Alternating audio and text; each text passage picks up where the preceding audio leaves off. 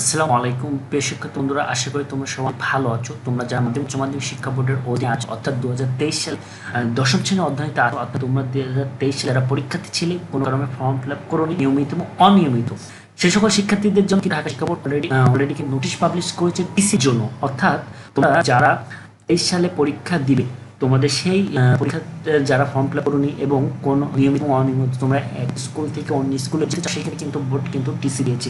তো এই নোটিশ কোথা থেকে ডাউনলোড করবে, কিভাবে ডাউনলোড করবে এবং টিসিটা অ্যাপ্লিকেশনটা কিভাবে করবে এবং করণীয় কি, টু জেড এই ভিডিওতে থাকবে। তোমরা ভিডিও স্কিপ করে যাবে না, সম্পূর্ণ নজর সহকারে দেখবে। চলো দেখা যাক কিভাবে তোমরা টিসির জন্য আবেদন করবে।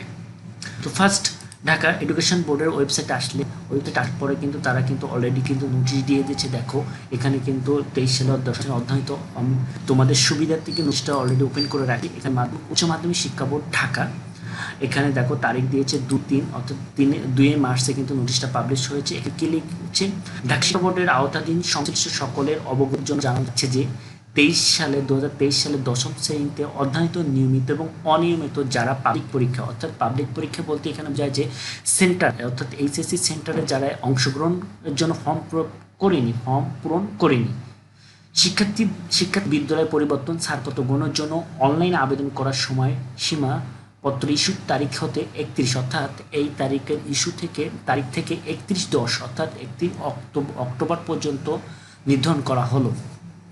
তোমরা 31 অক্টোবর পর্যন্ত টিসির জন্য আবেদন করতে পারবে সকল শিক্ষা প্রতিষ্ঠানে। যে তোমরা ঢাকা শিক্ষা বোর্ডের অধীনে যে তোমরা যদি অনলাইনে আবেদন করো ইটিসি, এবং ঢাকা শিক্ষা বোর্ডের অধীনে বাইরে যে সকল শিক্ষা প্রতিষ্ঠান আছে সে সকল প্রতিষ্ঠান কিন্তু বিটিসি।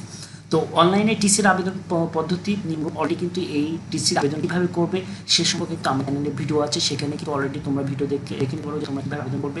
এখানে বলছে প্রথমে ঢাকা শিক্ষা বোর্ডের ওয়েবসাইট যাওয়ার জন্য, দেখো অলরেডি ওয়েবসাইটে চেকতে গিয়ে যে বাচ্চাটি ইটিসি ক্লিক করে আবেদন ফর্ম পূরণের সাবমিট অ্যাপ্লিকেশন বাটন ক্লিক করতে হবে। অনলাইনে আবেদন সাবমিট করার পর শিক্ষার্থীদের মোবাইল নম্বরে গোপনীয় সিকিউরিটি কোড যাবে, সব SMS পাবে, এবং এই সিকিউরিটি কোড দিয়ে শিক্ষার্থী পরবর্তী তার আবেদন প্রবেশ করতে পারবে। অর্থাৎ তারা বলছে অলরেডি ঢাকা শিক্ষা ওয়েবসাইটে আসতে হবে।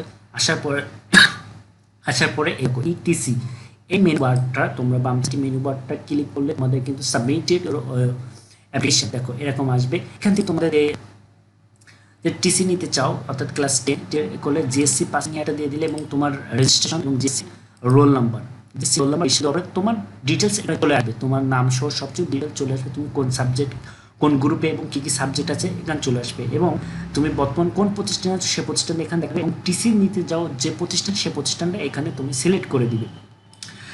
তো টিসির জন্য তোমাকে দেখো পেমেন্ট করতে হবে 700, অর্থাৎ সোনালী সেবা ভ্যাট সহ 758 টাকা তোমাকে জমা দিতে হবে। শিক্ষার্থী সঠিকভাবে আবেদন সাবমিট করলে অধ্যয়িত শিক্ষা প্রতিষ্ঠানে প্রথম যে প্রতিষ্ঠানে তুমি যে কলেজে বর্তমান পড়তে সেই কলেজে কিন্তু একটা SMS যাবে।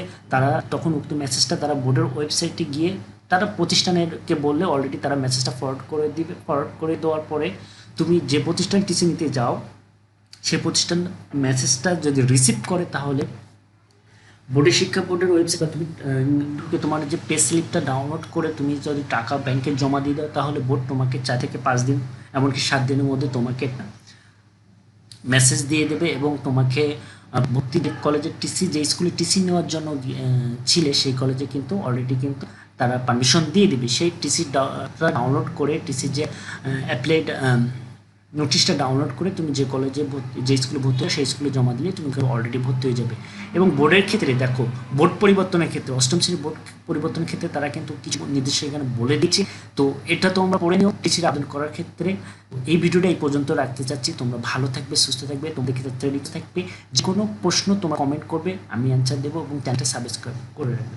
আসসালামু আলাইকুম।